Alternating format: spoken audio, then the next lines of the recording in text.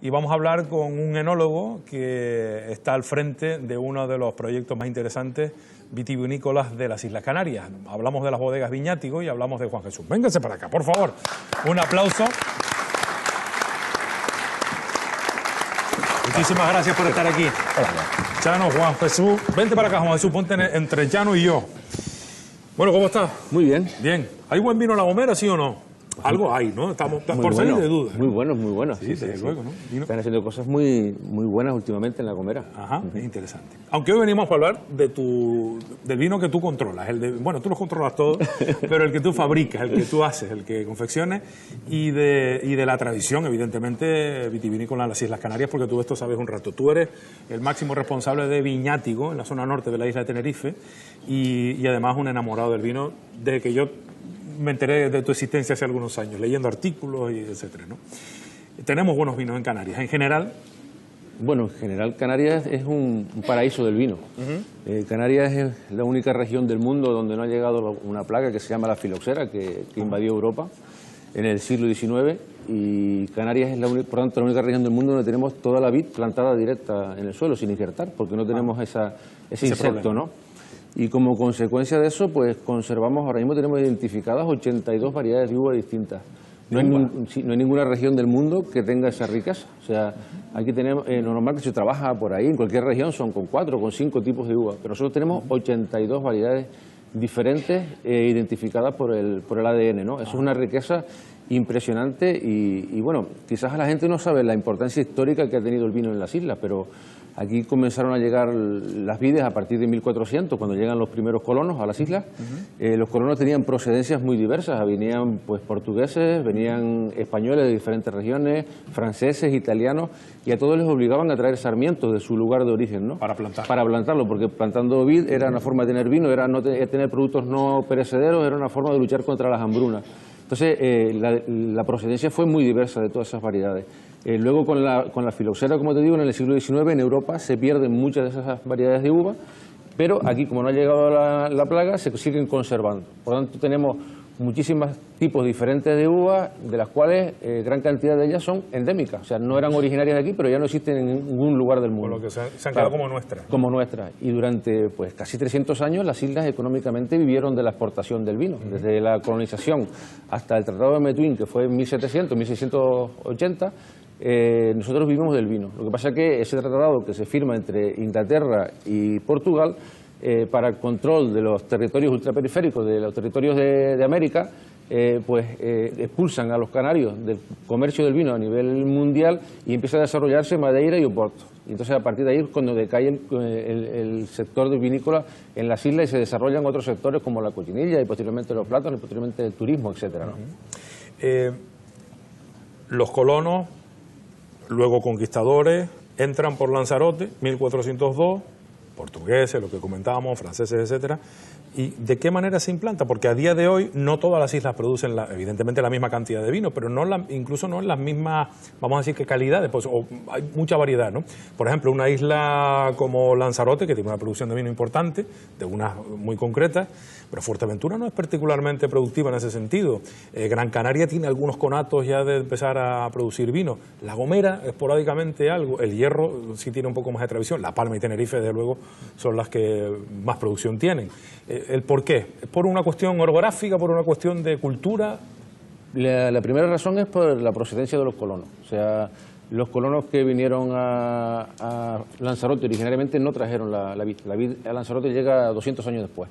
Pero los que vinieron aquí a Tenerife y a La Gomera y a La Palma eran principalmente portugueses, de Madeira. Y ellos sí traían el cultivo de la vid desde ahí ya. Entonces, por ejemplo, hay zonas como en La Gomera, como la zona de Hermigua o la zona de Icó en Tenerife, que ahí eran... son las zonas norte siempre, claro, de las islas. Esos eran de Madeira, precisamente, y se cultivan en parrados, son los parrales típicos de Madeira, que vinieron originariamente del norte de Portugal, de la zona de Galicia también, y se cultiva igual que se cultiva en la zona del Albariño. O sea, aquí venían, traían sus variedades, aparte de sus variedades, traían su saber hacer, traían la forma de cultivar. Y la viña originalmente empieza en esta zona, pero luego ante la gran demanda que había de producción y que no había suficiente producción aquí en las islas, se extiende el cultivo también a las islas de Lanzarote, que fueron muy posteriores. Ok. el suelo de nuestra tierra, de Canarias, a una determinada altitud, le confiere también al vino un valor añadido, ¿no?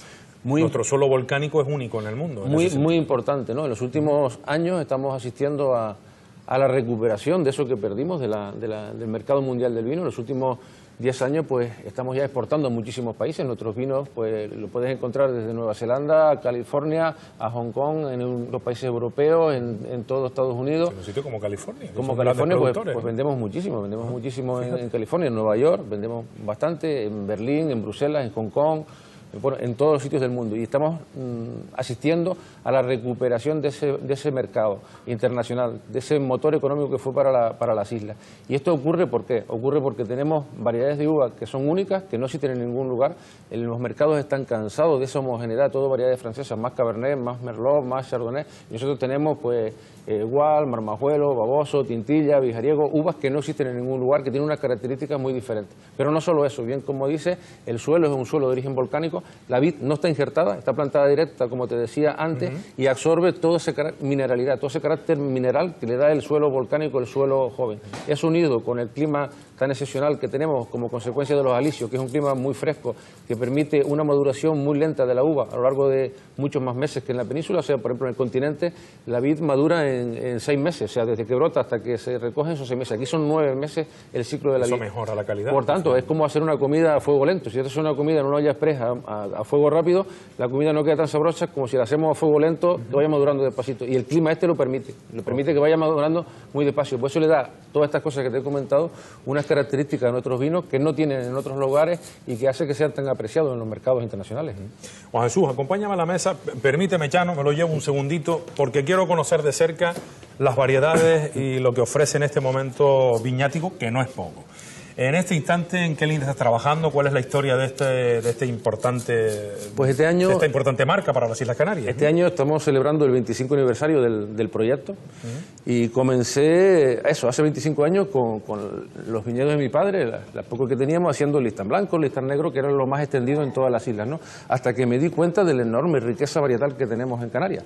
Entonces, lo has recogido prácticamente todo, ¿no? Claro, entonces todo esto son uvas separadas que vinificamos, Marmajuelo, Gual, Vijariego, Malvasía, Negramol, Vijariego Negro, Tintilla, Baboso, todos monovarietales. Esto ha sido 25 años de trabajo identificando las cepas en los viñedos, viendo qué posibilidades tienen, ver qué vinos podemos hacer con cada una de ellas y haciendo un estudio de qué podemos hacer y qué características. Estos son las aromas, las características que tiene de un proyecto que hicimos con la Universidad de La Laguna, la Universidad de Zaragoza, identificando cada una de sus características, ¿no? Gama de variedades, claro. Esto es para sí, y de eso pues, hemos hecho todo, aquí traje dos, pero bueno, tenemos todo esto, ¿no? Todas estas variedades. Y ahora últimamente estamos trabajando en los ensamblajes, que es pues, cogiendo estas variedades, pues decir cómo las podemos combinar, porque una pues tiene una característica aromática, otra tiene una acidez. Estamos hablando, discúlpame Juan Jesús, de combinar, estamos hablando de combinar variedades de uvas. Variedades de vinos. O sea, ya una vez hecho el vino. Claro, sí, ¿por qué? Porque las uvas maduran en tiempos diferentes, o sea, todas las uvas no tienen el mismo ciclo. O sea, tienes que hacer el vino y luego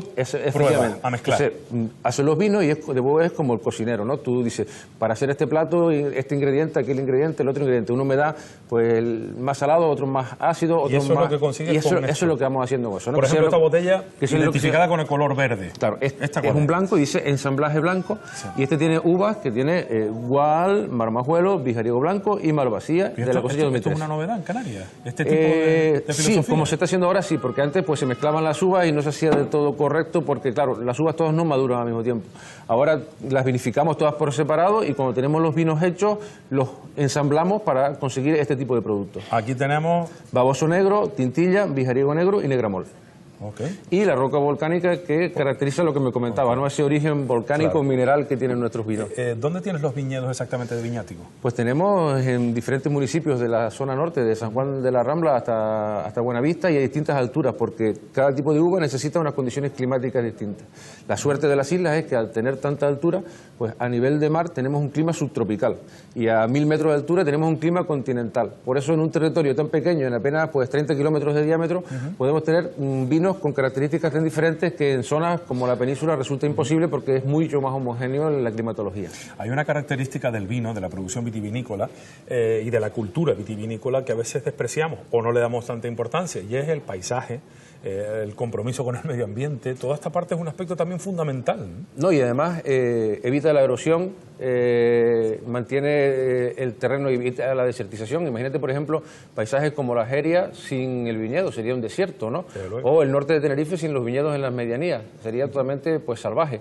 El viñedo evita la desertización, evita incluso los incendios forestales porque evita las malezas y la propagación de los incendios, y además es una planta que necesita muy poca agua, con lo cual es muy compatible con las disponibilidades que tenemos nosotros.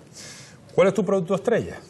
¿Cuál es tu niña bonita? O el niño bonito, en este caso, que es vino. Depende, mira, porque... el mejor blanco que tú crees que tienes. Detrás de cada uno hay una historia preciosa, porque cada uno ha sido, pues cuando dejamos de elaborar aquellos vinos azufrados que se hacían en el norte, que eran imbebibles, y comenzamos a hacer vinos que enamorasen a los consumidores, y cambiamos los métodos de elaboración. Esto ha sido un descubrimiento impresionante, ¿no? Yo recuerdo hace 25 años con mis padres que había uvas blancas y uvas negras, y hacíamos vino rosado, no sabíamos más. Cuando empezamos a descubrir el patrimonio que teníamos fue algo sorprendente, ¿no? Entonces, cuando descubrimos el Gual, el Marmajuelo, cuando volvimos a recuperar el Malvasía, pues recuperamos un poco, no era solo un vino, recuperamos un poco de la historia de Canarias. Durante más de 300 años vivimos de exportar el Malvasía.